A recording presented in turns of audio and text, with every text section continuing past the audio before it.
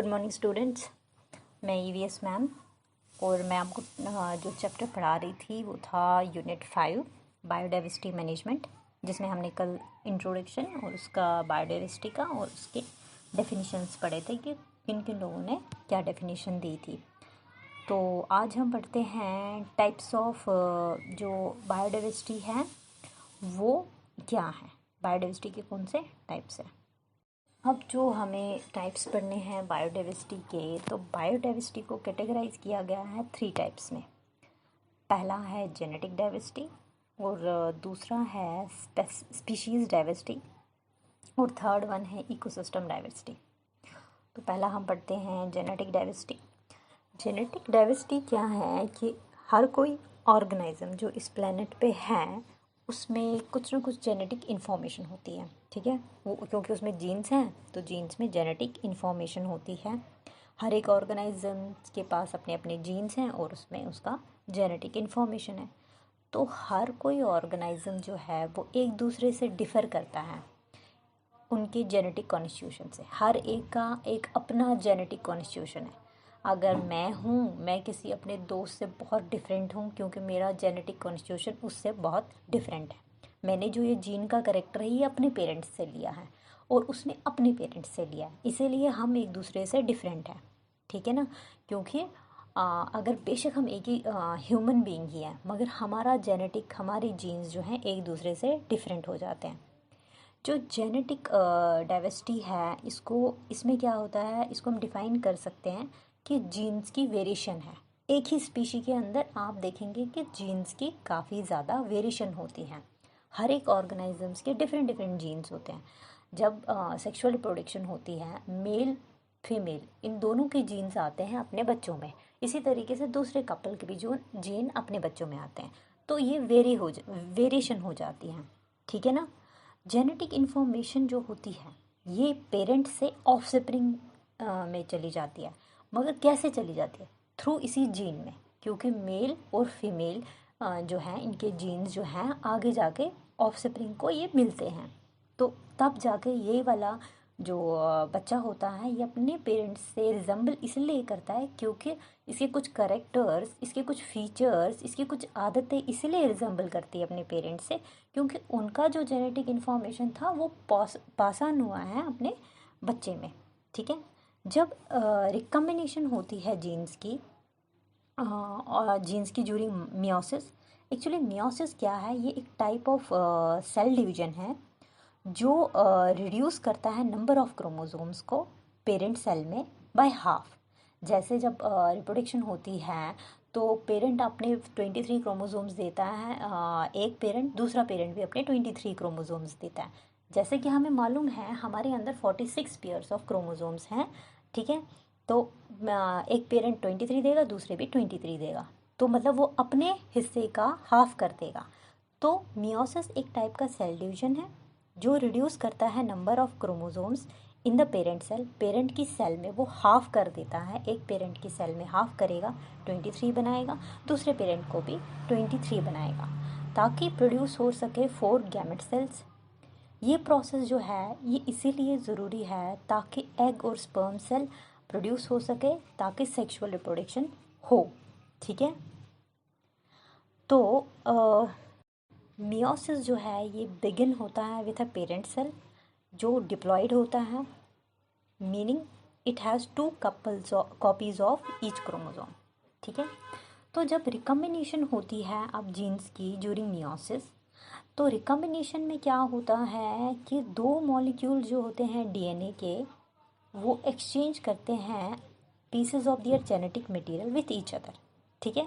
2 molecules DNA के, क्योंकि DNA भी उसी में होता है, जीन में ही होता है, तो ये जेनेटिक मटेरियल एक दूसरे के साथ एक्सचेंज करते हैं।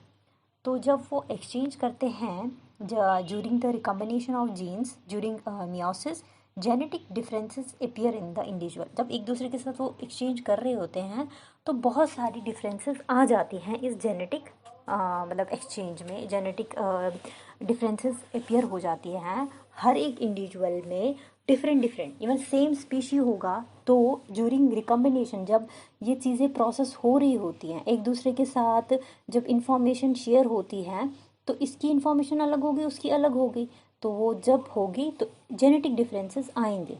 इसकी वजह से बहुत सारा क्या होता है, इंट्रास्पेसिफिक कैटेगरीज, जैसे सब स्पीशी के अंदर भी सब स्पीशी बनेगी, अलग अलग वैरायटी बनेगी, अलग ब्रीड बनेगी, रेस, स्ट्रेन, इकोटाइप, जो मैं आपको एग्जाम्पल में आगे बताऊंगी किस तरीके से होगा।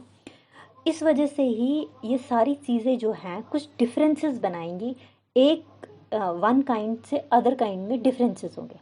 फॉर एग्जांपल मैं आपको बताती हूँ, वैरायटी मैंगोज़ की आप देख लो। मैंगो तो हम बोलते हैं मैंगो है, ठीक है ना, हमने मगर मैंगो में भी कितनी वैरायटीज़ देखी हैं, बहुत सारी वैरायटी है तो एक ही स्पीशी, मगर ये एक दूसरे के साथ कितने वैरी करते हैं। एक वो बड़ा सा मैंगो देखा होगा, एक चूसी, एक अल्फांजो होता है। इवन आप एप्पल क्यों नहीं देख लेते हो, महाराजी होता है, खट्टा एप्पल होता है, मीठा सा एप्पल होता है, बहुत डिफरेंट टाइप्स के एप्पल्स होते हैं। तो या इवन वॉलनट भी आप देखेंगे, ये भी अलग अलग वैरायटी निकल गई है। आप राइस देख लिए, बासमती है, नॉर्मल राइस है, बासमती में भी बहुत टाइप्स के राइस है। तो मतलब स्पीशी तो ये एक ही थी, मगर इसके अंदर भी जब जीन्स ने, जो इनके मतलब मेल और फीमेल पेरेंट्स ने जब आगे जाके उनकी जो जेनेटिक ये ड्यूरिंग मियोसिस, जब उनकी जीन्स आगे गए, उनकी जब उनमें भी जेनेटिक डिफरेंसेस प्रोड्यूस हुए, आगे जब वो बने वो जेनेटिक डिफरेंसेस हुए। इसी तरीके से दूसरे वाले जो पेरेंट थे उन्होंने जो आगे जब उनका जीन्स का मियोसिस हुआ, ड्यूरिंग मियोसिस, तो जेनेटिक डिफरेंसेस अराइज हो गए। तो एक ही स्पीशी के अंदर बहुत सारी मतलब वैरायटी बनी। अब पल्सेस है, कितनी सारी दालें मिलती हैं हमें, बहुत डिफरेंट डिफरेंट टाइप की हैं। तो ये सारी चीज़ें कैसे बनती हैं, ये सारी चीज़ें जब जीन्स की, जब रिकम्बिनेशन ऑफ जीन हो ड्यूरिंग मियोसिस, तब जेनेटिक डिफरेंसेस होती हैं इंडिविजुअल में ऑफ सेम स्पीशी, उसमें होती है। वेजिटेबल्स भी आप देख लीजिए, कितने डिफरेंट, पालक ही ले लो आप, साग की वैरायटीज़ ले लो, तो बहुत सारी जीन्स की इसमें वेरिएशन आती रहती हैं। सेम स्पीशी के अंदर भी जेनेटिक वेरिएशन काफ़ी है। आप ह्यूमन बींग्स का ले लो, यहाँ पे भी बहुत सारी रेसेस हैं। आप देख लीजिए लद्दाखी लोग कैसे होते हैं, चाइनीज़ लोग कैसे होते हैं, ठीक है ना। हम इंडियन लोग, हमारा रेस बहुत अलग है। आप अभी साउथ की तरफ देख लीजिए, उनका रेस बहुत अलग है। निग्रो लोग जो होते हैं बहुत ही ब्लैकिश होते हैं, ठीक है ना। आप ये प्रो एस्ट्रॉयल देखिए, साउथ एशियन लोग देख लीजिए इनके, या आप ब्रिटेन के लोग देख लीजिए, वहाँ अंग्रेज़ होते हैं, हमारा बहुत ही अलग होता है, क्योंकि इनके जीन्स में डिफरेंसेस आ गए ड्यूरिंग मियोसिस। इनके जीन्स में बहुत सारा जेनेटिक डिफरेंस आ गया, इसकी वजह से इनका फीचर, इनका कैरेक्टर, इनके बालों का कलर, हर कोई चेंज हो गया। जो ये जेनेटिक डाइवर्सिटी है, ये प्रोवाइड करती है रॉ मटेरियल किसी भी ऑर्गेनिज्म के लिए, ताकि वो अडाप्ट कर सके, एनवायरनमेंट जो चेंज हो रहा है उसके अकॉर्डिंग वो अडाप्ट कर सके। जैसे हम लोग हैं, हम लोग किस एनवायरनमेंट में रह सकते हैं, अभी लद्दाखी लोग हैं, उनकी जेनेटिक जो वेरिएशन है वो उस क्लाइमेट के हिसाब से फिट है, वो उतना वहाँ रह सकते हैं। उनकी आप नाक देख लीजिए, बहुत छोटी सी होती है, उनकी हाइट भी बहुत छोटी सी होती है। वहाँ पे ऑक्सीजन की कमी है, तो उस हिसाब से उन्होंने उनके जीन्स वैसे मॉडिफाई हुए हैं। आप यही चीज़ें अलग अलग स्टेट्स में देख लीजिए, हर एक ने अपने आप को मॉडिफाई किया हुआ है, उनके जीन्स ने उस तरीके से अपने आप को अडाप्ट किया है, ताकि कोई भी कल को एनवायरनमेंट जैसा होगा वो वैसे सरवाइव कर सकते हैं। तो जेनेटिक डाइवर्सिटी जो है ये एक ब्यूटीफुल नेचर है फुल वैरायटी का। आप देख लीजिए, अगर हम यही चीज़ बियर में देखेंगे, एक जो कश्मीर में बियर होता है, एक पोलर बियर होता है, और कोई वाला बियर वहाँ नहीं है सरवाइव कर सकता है। पोलर बियर में ऐसी जेनेटिक वेरिएशंस आ गई हैं एज़ कम्पेयर टू बाकी बियर से, कि वो वहाँ पे सरवाइव कर सकता है। ऐसे ही गुजरात में गिर फॉरेस्ट में एशियाटिक लॉइन्स होते हैं जो सिर्फ वहीं पे पाए जाते हैं। तो ये सारी चीज़ें उन्होंने अपने आप को उस तरीके से मॉडिफाई किया है कि वो वहाँ सरवाइव कर सकते हैं। तो उनकी जेनेटिक इन्फॉर्मेशन जो है, कॉन्स्टिट्यूशन, वो बाकियों से डिफरेंट हुई होती है। मतलब सेम स्पीशी के अंदर बहुत सारी वेराइटीज़ हमें मिलती हैं। सेकंड है अब स्पीशीज़ डाइवर्सिटी। स्पीशीज़ जो है ये एक बेसिक यूनिट ऑफ क्लासिफिकेशन है। स्पीशीज़ को हम डिफ़ाइन कर सकते हैं ग्रुप ऑफ सिमिलर ऑर्गेनिजम्स जो एक दूसरे के साथ मेट कर सकते हैं और प्रोड्यूस कर सकते हैं ऑफस्प्रिंग विथ वन अनदर, जैसे मेल एंड फीमेल, ठीक है ना। ह्यूमन बीइंग में जैसे सेम, अभी डॉग की ले लो तो डॉग का भी तो दूसरी अपने ही करते उसके साथ करेंगे मेट। लॉइन जो है लॉइनस के साथ करेंगे मेट, तो अपनी एक वैरायटी प्रोड्यूस करेंगे। इसी तरीके से स्पीशी वो एक ग्रुप ऑफ सिमिलर ऑर्गेनिजम्स होते हैं जो एक दूसरे के साथ मेट करते हैं और एक अपनी जैसी ही वैरायटी प्रोड्यूस करते हैं विथ वन अनदर, ठीक है। स्पीशीज डाइवर्सिटी जो है इसको हम डिफाइन कर सकते हैं number of species of plants. Plants की भी देखो कितनी स्पीशीज़ हैं, एनिमल्स की स्पीशी, अदर ऑर्गेनिजम्स जो भी एक रीजन में प्रेजेंट होते हैं, इतनी सारी स्पीशी हैं। हम एक जगह रह रहे हैं, वहाँ पे हमें प्लांट की स्पीशी मिलती है, प्लांट की भी बहुत सारी स्पीशी मिलती हैं, एनिमल की भी मिलती है।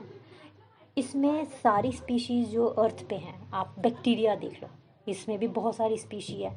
वायरस देख लो, फंगई देख लो, एल्गी देख लो, ब्रायोफाइटा, टेरिडोफाइटा, जिम्नोस्पर्म्स, एंजियोस्पर्म्स, ये सारी चीज़ें आपने पढ़ी होंगी जब 5 सिस्टम क्लासिफिकेशन पढ़ा होगा, 5 किंगडम क्लासिफिकेशन जब आपने 9th में पढ़ा होगा, वहाँ ये आपने देखा होगा कि क्लासिफिकेशन किस तरीके से ऑर्गेनिजम्स की हुई थी। पहले टू किंगडम क्लासिफिकेशन था, फिर 5 किंगडम, उसी में ये ब्रायोफाइटा, टेरिडोफाइटा, जिम्नोस्पर्म्स, एंजियोस्पर्म्स, ये सारी चीज़ें थी।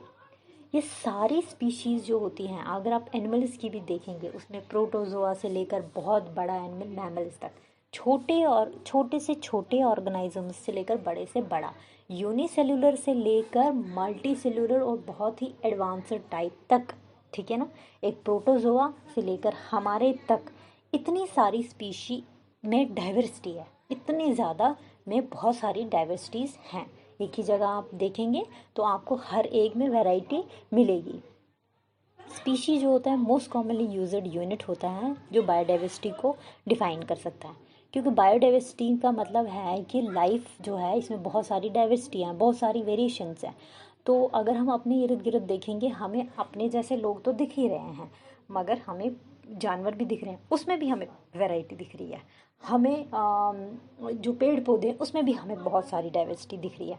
आप देखेंगे बिग कैट्स, कैटों में भी कितनी, लॉइन, स्नो लेपर्ड, इनका जीनस सब सेम ही है, ये पेंथर जीनस से आते हैं, मगर स्पीशी डिफरेंट है। कैट अलग दिखती है, लॉइन अलग दिखती है, लेपर्ड अलग दिखता है, पर ये पीछे से जो इनका जीनस था वो सेम था, मगर स्पीशी ये डिफरेंट हो गई है, बहुत सारी वैरायटीज़ इनमें हो गया।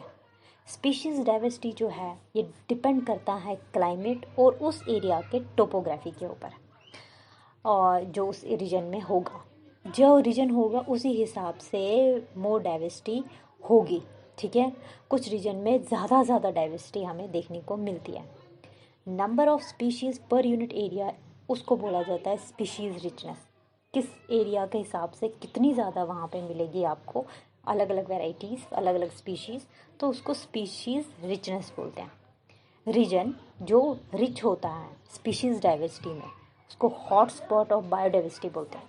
अब आप कहीं पे ऐसी जगह देख लो जहाँ आपको बहुत सारी वैरायटी मिलेगी, इंसानों की भी मिलेगी, जानवरों की भी मिलेगी, और पेड़ पौधों की भी मिलेगी, और कीड़े मकोड़ों की भी अलग अलग वैरायटी, अलग अलग स्पीशीज़ मिले, तो उस जगह को तो बोलेंगे यार ये जो जगह है ये तो हॉट स्पॉट है, इधर तो डाइवर्सिटी हमें फुल स्विंग में मिल रही है, तो उस जगह को बोला जाता है hot spot of biodiversity. Third one है ecosystem diversity. It is diversity of different ecosystems. पहले हमें पता होना चाहिए इकोसिस्टम क्या होता है, कि जहाँ पे बहुत सारे लिविंग ऑर्गेनिजम्स अपने नॉन लिविंग थिंग्स के साथ रहते हैं, इंटरेक्ट करते हैं, वहाँ पे वो रिप्रोड्यूस करते हैं, वहाँ पे वो मेट करते हैं, अपना खाना लेते हैं उस हैबिटाइट में। तो डाइवर्सिटी जो इकोसिस्टम में है, डिफरेंट इकोसिस्टम में बहुत डिफरेंट डाइवर्सिटी होती है, और अपने अपने हैबिटाइट में एक पर्टिकुलर एरिया में आप देखेंगे डाइवर्सिटी ऑफ इकोसिस्टम और हैबिटाइट में अलग टाइप की ये इकोसिस्टम वहाँ पे बायोडाइवर्सिटी आपको मिलेगी। इकोसिस्टम डाइवर्सिटी में बहुत सारा वैरायटी ऑफ वेज है, जिसमें एक स्पीशी जो है वो इंटरेक्ट करता है एक दूसरे के साथ और अपने एनवायरनमेंट के साथ। अब जैसे स्पीशी एक वाला है, वो दूसरे वाली स्पीशी के साथ कैसे इंटरेक्ट करेगा, सिर्फ अपनी वाले के साथ नहीं, दूसरी वाले के साथ भी। जैसे कुत्ता बिल्ली एक दूसरे के साथ कैसे करते हैं, ठीक है ना, या ह्यूमन बीइंग और जानवर, ये लोग कैसे इंटरेक्ट करते हैं। एक ही इकोसिस्टम में डिफरेंट टाइप ऑफ स्पीशी है, ये एक दूसरे के साथ किस तरीके से और अपने एनवायरनमेंट के साथ किस तरीके से ये किस किस वे से इंटरेक्ट करते हैं एक इकोसिस्टम में, वो इकोसिस्टम डाइवर्सिटी कहलाएगा। इकोसिस्टम डाइवर्सिटी एक्सप्लेन करता है ट्रॉपिक लेवल, जो आपने फूड में देखा हुआ है, फूड चेन में देखा हुआ है कि किस तरीके से अगर पेड़ पौधे हैं वो प्रोड्यूसर हैं, उसको एक हर्बीवर खा रहा है, फॉर एग्जांपल गोट खा रहा है, उसको दूसरी वाली स्पीशी गोट को फॉर एग्जांपल हम लोग खा रहे हैं, हम अलग ही स्पीशी है। तो देखा किस तरीके से एक इकोसिस्टम में हर कोई स्पीशी, प्लांट की एक स्पीशी अलग है और जो हर्बीवर खा रहा है वो बहुत डिफरेंट स्पीशी है, उसको हम खा रहे हैं, हम भी अलग स्पीशी है। तो इकोसिस्टम डाइवर्सिटी में ट्रॉपिक लेवल्स डिफाइन किए जाएंगे और वो एक दूसरे के साथ कैसे इंटरेक्ट करते हैं वो भी डिफाइन किए जाएंगे। तो उस तरीके से इकोसिस्टम में डाइवर्सिटी को एक्सप्लेन किया जाता है ट्रॉपिक लेवल के हिसाब से, निश के हिसाब से। निश वो एक जगह होती है जहाँ एक ऑर्गेनाइज्म को, जहाँ एक स्पीशी को खाना मिलता है, वो वहाँ सरवाइव करता है, खाना पीना रिप्रोड्यूस करता है और काम करने के लिए उसको वो एनवायरनमेंट मिलता है कि वो वहाँ काम भी कर सकता है। तो निश वो जगह होती है। तो इकोसिस्टम डाइवर्सिटी में एक ऑर्गेनाइज्म को, एक स्पीशी को या एक पूरी कम्युनिटी को खाना पीना सरवाइव, ये सारी चीज़ें वहाँ मिलती है।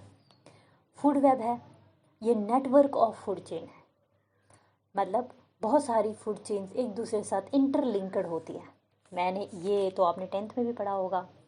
बहुत सारी फूड चेन्स जो होती है एक दूसरे के साथ, जैसे प्रोड्यूसर है प्लांट, उसको खा रहा है एक हर्बीवर गोट और गोट को खा रहे हैं हम, इसी प्लांट को खा रहा है गोट, गोट को खा रहा है लायन या टाइगर, ठीक है, ये दो बन गई, इंटरलिंक्ड ही हो गई है। इसी प्रोड्यूसर को खा रहा है गोट या कोई फ्रॉग, फ्रॉग को खा रहा है आगे स्नेक, स्नेक को खा रहा है आगे हॉक। तो कितनी सारी फूड चेन्स एक ही में बन गई, तो इंटरलिंक्ड होती है ये, ठीक है। और इसी इकोसिस्टम डाइवर्सिटी में न्यूट्रिएंट्स की रिसाइकलिंग होती है। जो भी न्यूट्रिएंट है, जैसे ज़मीन में अगर कोई भी न्यूट्रिएंट है, नाइट्रोजन है, मतलब फिक्सेशन जो नाइट्रोजन की होती है, फॉस्फोरस है, ये सारी चीज़ें जो हमारे सॉइल में होती है, किस तरीके से वापस रिसाइकल हो के आती है। ये प्लांट को जाती है, प्लांट फिर नीचे गिरता है, फिर उसके ट्विग्स नीचे गिरते हैं, लीव्स गिरते हैं, फिर वो डिकम्पोज होके हमारे सॉइल में वापस आता है। रिसाइकलिंग होती है इकोसिस्टम में। ये देखिए फॉर एग्जांपल इसी प्लांट को हम खाते हैं, हम लोग खाएं या कोई भी जानवर खाता है, उसकी डिकम्पोजिशन होती है, उसके अंदर जो चीज़ें थी वापस डिकम्पोज होके अर्थ में चली गई, ठीक है ना। तो जैसे एक प्लांट को एक गोट ने खाया या किसी कीड़े ने खाया या किसी फ्रॉग ने खाया, फिर उस फ्रॉग को भी किसी ने खाया, फिर उन धीरे धीरे उनको भी डिकम्पोज होकर अर्थ में जाना है। तो ये सारा इकोसिस्टम जो डाइवर्सिटी है उसमें रिसाइकलिंग होती रहती है न्यूट्रिएंट की। इकोसिस्टम डाइवर्सिटी जो है ये पाया जाता है, ये is found with different types of ecosystems. जैसे इकोसिस्टम टेरिशियल है, फॉरेस्ट का इकोसिस्टम है, वहाँ पे आप देखेंगे कीड़े मकोड़े भी मिलेंगे, जानवर भी मिलेंगे, एक ह्यूमन बीइंग नहीं मिलता है, ह्यूमन सिर्फ एक्सप्लॉइट करता है फॉरेस्ट को, रहता वहाँ नहीं है। फॉरेस्ट इकोसिस्टम है, वहाँ पेड़ पौधे आपको मिलते हैं।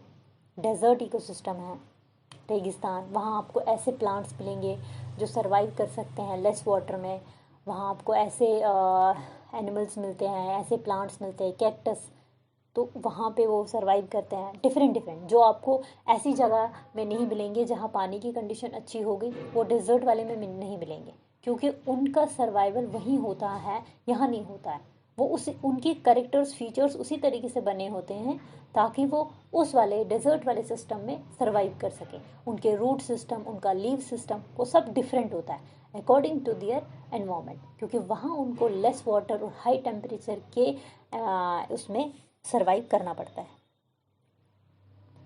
तो इसी तरीके से है ग्रासलैंड इकोसिस्टम। ग्रासलैंड इकोसिस्टम में आप देखेंगे घास होगी, बड़े सारे जानवर लोग होंगे जो मतलब आराम से वहाँ बैठ के अपना ग्रेजिंग कर रहे होते हैं, वहाँ पेड़ पौधे भी होंगे, वहाँ ह्यूमन का भी इंटरफेरेंस होगा। तो टेरिशियल इकोसिस्टम में ये 3 टाइप के इकोसिस्टम आपको देखने को मिलेंगे। तो मतलब टेरिशियल में भी ऐसे टाइप के इकोसिस्टम बने हैं डिफरेंट डिफरेंट, ठीक है ना। वहाँ के ऑर्गेनिज्म एक दूसरे के साथ डिफरेंटली इंटरेक्ट करेंगे, ग्रासलैंड वाले में, फॉरेस्ट में दूसरी तरीके से और डेजर्ट में दूसरी तरीके से। तो एक ही टेरिशियल ज़मीन पे भी हमें 3 टाइप के इकोसिस्टम मिलते हैं। इसी तरीके से हम एक्वाटिक लेंगे, पानी वाला लेंगे, वहाँ पे भी फ्रेश वाटर जिसमें नमक नहीं होता है, दूसरा होता है मैरीन, वहाँ नमक वाले। तो नमक वाले जो है सॉल्टी वाटर में आपको डिफरेंट ऑर्गेनिजम्स मिलेंगे जो एक दूसरे के साथ डिफरेंटली इंटरेक्शन करते हैं, अपने एनवायरनमेंट के साथ रहते हैं, सर्वाइव करते हैं। फ्रेश वाटर में मैरीन से अलग मिलते हैं। तो एक्वाटिक में भी 2 टाइप के इकोसिस्टम्स हमें मिलते हैं, वहाँ पे भी हमें डाइवर्सिटी मिलती है, डिफरेंट डिफरेंट चीज़ें वहाँ मिलेंगी, डिफरेंट डिफरेंट ऑर्गेनिज्म हमें उस इकोसिस्टम में मिलेंगे, यहाँ उससे डिफरेंट मिलेगा, क्योंकि दोनों का हैबिटाइट, दोनों का इकोसिस्टम डिफरेंट है। दोनों को अपने आप को उस कंडीशन में रखना है, सर्वाइव करवाना है जो उनको सूट कर सके। वो जो मैरीन वाला होगा वो फ्रेश वाटर में नहीं मतलब सर्वाइव कर सकता, फ्रेश वाटर वाला मैरीन में नहीं कर सकता। तो कितनी सारी डाइवर्सिटी है, ऐसे ऑर्गेनिज्म ऐसे एनवायरनमेंट में रह रहे हैं, तो मतलब डाइवर्सिटी है बहुत सारी। इसी तरीके से वेटलैंड है, जो जहाँ दलदल वाला पानी आप बोल सकते हैं, वो वाला इकोसिस्टम। वहाँ पे मैंग्रोव्स आपने देखे हैं, वो बड़े बड़े पेड़ होते हैं जो पानी में धंसे हुए होते हैं, उनके रूट्स बहुत टाइटली उसमें होते हैं, वो वाले। तो वो कैसे रहते हैं, उनका एक अलग सिस्टम, वो नॉर्मली टेरिशियल में भी नहीं रह सकते हैं, वो कहीं एक्वाटिक में भी नहीं रह सकते, वो इसी दलदल वाले एरिया में अपने आप को रखते हैं। ये एक टाइप के श्रब या स्मॉल ट्री होते हैं जो ग्रो करते हैं कोस्टलाइन सैलिन या ब्रैकिश वाटर में। और ये वाली टर्म जो है यूज़ की जाती है ट्रॉपिकल कोस्टल वेजिटेशन के लिए। इसमें कुछ स्पीशीज़ ऐसे वाइड स्प्रेड होते हैं जो इसी यहाँ पे जो सॉल्ट टॉलरेंट ट्रीज ज़्यादातर सरवाइव करते हैं इसी दलदल में। ये हेलोफाइट्स वाले हार्श कोस्टल कंडीशन में ये जो ट्रीज़ हैं सरवाइव कर सकते हैं। और ये अपने आप को इस तरीके से अडाप्ट किया होता है कि लो ऑक्सीजन कंडीशन में भी या वाटर लॉग्ड मड कंडीशन में ये सरवाइव कर सकते हैं। अब एस्चुरीज इकोसिस्टम है, ये पार्शली एनक्लोज्ड कोस्टल बॉडी है ब्रैकिश वाटर का, विथ 1 और मोर रिवर्स या स्ट्रीम्स फ्लोइंग इनटू इट, ठीक है, with a free connection to the open sea. Estuary जो है ये एक ट्रांजैक्शन जोन बनाता है रिवर एनवायरनमेंट का और मैरीटाइम एनवायरनमेंट का, और ये एग्जाम्पल है इकोटोन का। एस्चुरीज जो होती हैं ये are subject both to marine influences such as tides, waves, ये सारी चीज़ें ये इनमें होती हैं। यहाँ पे क्या होता है कि मिक्सिंग ऑफ सी वाटर और फ्रेश वाटर, इसकी वजह से high level of nutrients both in water column और एंड इन सेडिमेंट, उसकी वजह से ये एस्चुरीज जो है मोस्ट प्रोडक्टिव नेचुरल हैबिटाइट वर्ल्ड का बनता है, ठीक है। इसमें सी वाटर और फ्रेश वाटर दोनों का मिक्सचर होता है, इसकी वजह से इसको काफ़ी न्यूट्रिएंट्स मिलते हैं। टाइप के इकोसिस्टम जो हैं आइडेंटिफाई किए जाते हैं अपने फिजिकल अपीयरेंस और डोमिनेंट बायोटिक और एबायोटिक एलिमेंट के हिसाब से, क्या है इनके पास क्या नहीं है, उस हिसाब से ये इकोसिस्टम जो है वो इसको क्लासिफाई किया जाता है।